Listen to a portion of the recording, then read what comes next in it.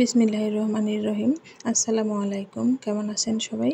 আশা করছি খুব ভালো আছেন। আমিও কিন্তু ভালো আছি আলহামদুলিল্লাহ। বরাবরের মতো একটি ভিডিও নিয়ে হাজির হয়ে গেলাম আপনাদের মাঝে। তো আজকে রান্না করবো এই যে বরবটি দিয়ে আলু ভাজি, আর একটা তরকারি রান্না আছে। তো দেখতে থাকেন, কি রান্না করছি দেখতেই পারবেন। তো ভাজিটা আমি সবসময় যে কোনো ভাজি সব একসাথে দিয়ে দিই, তারপর ভালো করে ভেজে নেই, হয়ে যায়। আলাদা করে পেঁয়াজ রসুন আর ভেজে নিই না। তো এই যে সব কিছু দিয়েছিলাম, ঢেকে দিয়েছিলাম। কিছুটা পানিও বের হয়েছে, আসলে পানি অতটা না, তেল দেওয়া হয়েছে বেশি, খুব একটা পানি বের হয় নাই, মানে ধুয়ে উঠিয়েছিলাম ততটুকুই পানি। আর আলুটাও ভালোভাবে সেদ্ধ হয়ে গেল। আমি এভাবেই ঢেকে ঢেকে ভাজি করে নেই আর কি।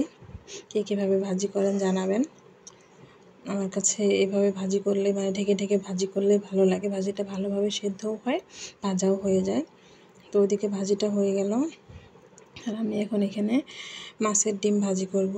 মাছের ডিম ভাজি করে ভুনা করব আর কি। এখানে অল্প মাছের ডিম নিয়েছি, কারণ মাছের ডিমটা আমাদের কেউই খুব পছন্দ করি না। মানে কেউ বলতে আমি আর আমার হাজব্যান্ড দুজন মানুষই।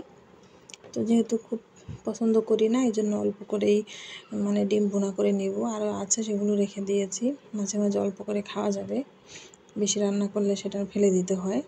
তো এই জন্য আমি অল্প মাছের ডিম ভেজে নিচ্ছি। এখানে হলুদ, লবণ আর মরিচের গুঁড়া দিয়েছি। তো এটা ভালোভাবে খাওয়ার উপযোগী করে ভেজে নিচ্ছি, এটা এমনিতেই খাওয়া যাবে। তারপরে একটু ভুনা করে নিব, যেহেতু মানে ভাত শুকনা হয়ে যাবে ভাত খাওয়াটা, এই জন্য একটু পেঁয়াজ দিয়ে ভুনা করলে সে ভাত দিয়ে খেতে ভালো লাগবে।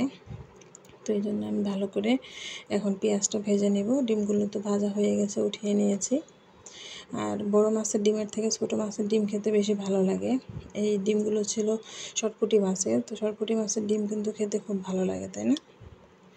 তো যাই হোক, আমি যে ভালোভাবে পেঁয়াজটা ভেজে নিলাম, একটু লাল করে নিয়েছি। আর এখানে এই যে মশলা গুলিয়ে রেখেছিলাম, আদা রসুনের পেস্ট, হলুদ, লবণ আর জিরার গুঁড়া আর মরিচের গুঁড়া।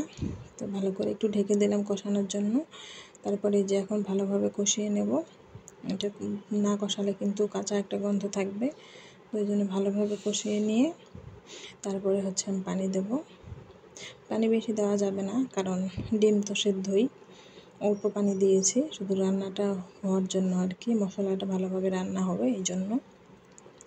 তো আমি ঢেকে দিলাম ডিমগুলো দিয়ে, কিছুক্ষণ পর ঢাকনা তুলে উল্টো পাল্টা দিব। আর পানিটা আর একটু শুকিয়ে গেলে কিন্তু আমার তরকারিটা হয়ে যাবে।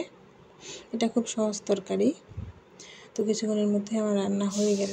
ভালো থাকবেন সবাই, ধন্যবাদ সবাইকে।